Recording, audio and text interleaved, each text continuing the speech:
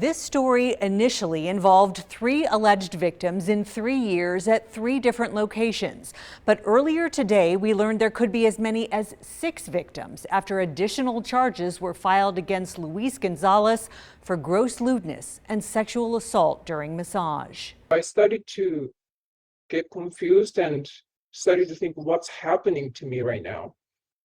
And my heart started to race. It's a story retired Metro sexual assault Lieutenant Chris Carroll has heard too many times. I've seen a lot of this over the years with massage therapists. It happens again and again. Carroll has worked countless cases pursuing often complicated crimes. There's oftentimes a time distance between the crime occurring and the victim reporting. After about 5 days, you have very little, if no, physical evidence left to go on. They can be hard to prove. You can come up ultimately with a he said, she said. Metro did have enough proof to charge Luis Gonzalez with sexually assaulting a female client last month when he was working at Oriental Thai Spa on Decatur and Flamingo. The alleged victim was a tourist who told police she initially wanted a female masseuse, but that Gonzalez told her he was the only one available.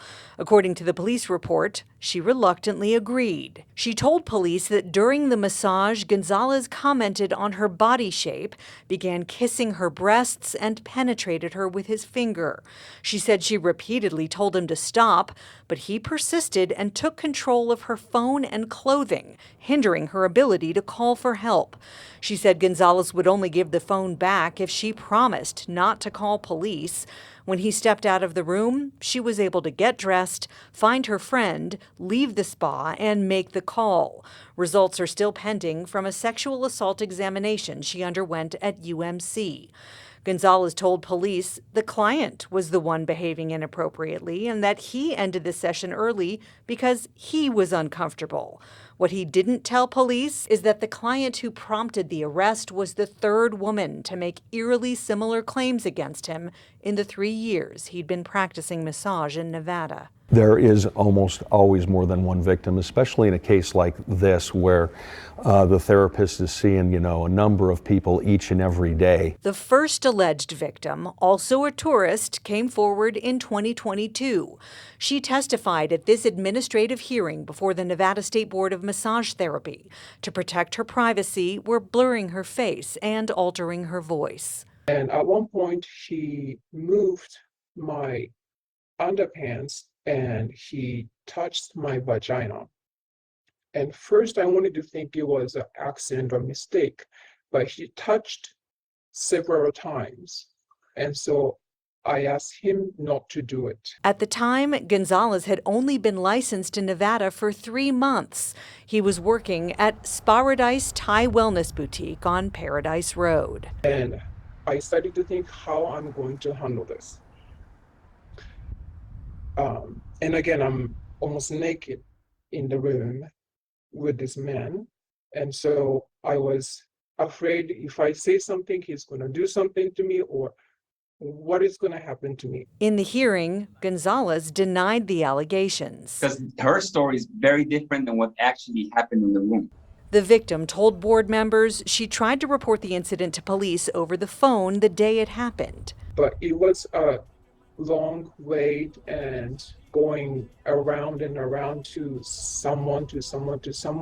She says she also tried to report in person the following day. Sunday, I tried to stop at the police office, but they were closed, and we had to go back home after. After this hearing, the state board took administrative action, suspending Gonzalez's license for 90 days and putting him on a 2-year probation where he was restricted to practicing massage only on fully clothed clients.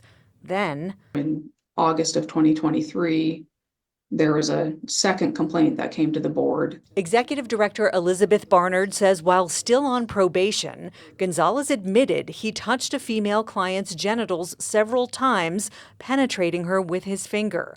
Records show she was completely nude during the session, which violated his probation. After that confession to the board, Mr. Gonzalez signed an agreement to surrender his license to the board. and he did so. Which means he should not have been practicing when he was again accused of assault last month. We asked Barnard if the massage board reported the first 2 cases in 2022 and 23 to police. If the complainant has not made a complaint to law enforcement, we'll offer to help them with that, but we cannot make that report for them. While watching this hearing, we noted that a Metro Police sergeant on the department's crisis intervention team serves as an advisory board member, and he was in the Zoom when the alleged victim testified. We wanted to know what department policy is in this specific scenario. According to Metro's website, officers are mandatory reporters in the case of child abuse, elder abuse, or abuse of a disabled person. But in this case of an adult who doesn't fall into those categories, did the sergeant have an obligation to report the alleged assault? Did he follow up with the victim after the hearing? We asked both Metro and the board those questions multiple times. The board director referred us back to Metro, where we also asked to speak directly to that sergeant. In an email, Metro's Public Information Office wrote, "We will not be able to accommodate your request for an interview. However, we have had additional victims come forward in an ongoing investigation of Luis Gonzalez."